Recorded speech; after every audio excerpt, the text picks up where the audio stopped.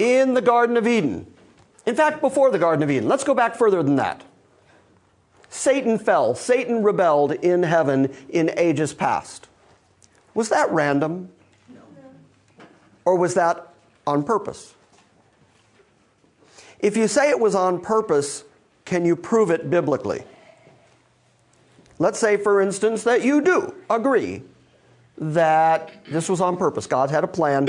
God had a design. He created Satan, a created being, a created angel, and Satan fell because Satan was so raised up in his own beauty and his ego. And as we read out of Isaiah, Satan said, I will set up my throne in the place of the north. I will be worshipped as God.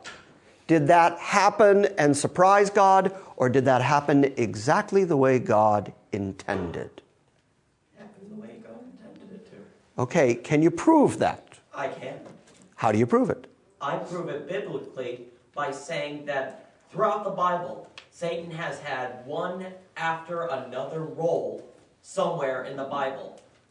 That's exactly right. That's very adept. Did you understand what he just said? You see, what we have to understand about Satan is God's foot soldier. People have created this theology through the years that makes Satan and God co-equal. Where you say, well, it's God has a vote and the devil has a vote, and now you cast the deciding vote.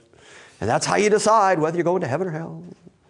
Or they create that theology that says there's this, this war in heaven where God is just doing his best, hanging on by his fingernails, just doing everything he can to try to save some people. But the devil just seems to have so much power, so much authority. You get to the end of the book of Revelation, and God sends an angel, sends Michael. Says, go down there, put him in a chain, put him in the abyss, put a seal on the abyss, and keep him there for 1,000 years. Couldn't God do that anytime he wanted? Right. Yeah. Well, then why didn't he do it the minute Satan rebelled? He had a purpose. He had a purpose. He had a plan. You see, ultimately the whole plan of God, the whole purpose of God, is his own glorification and the glorification of his Son. So hold on to that thought. So now we get to the Garden of Eden. And God tells Adam and Eve, the first two people on the planet, you can eat of any tree in the garden except that one.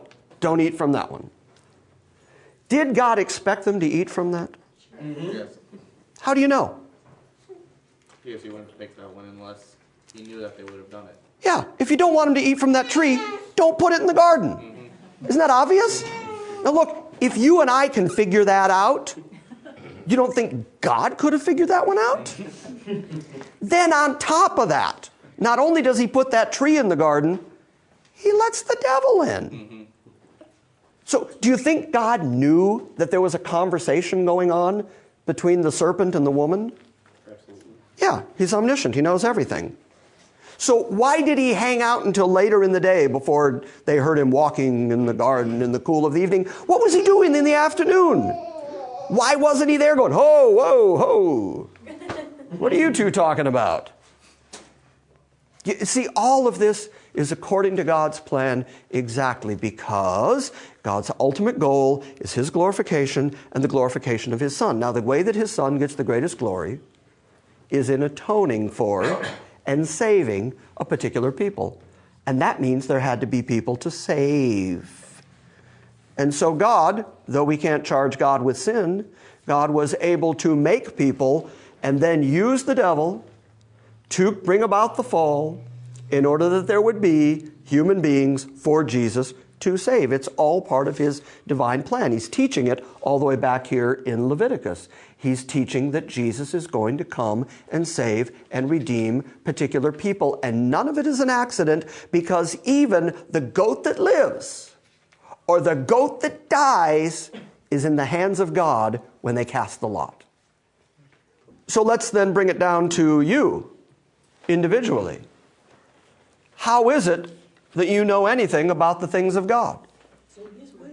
His will, his choice, his determination. It always has been that way, is my point.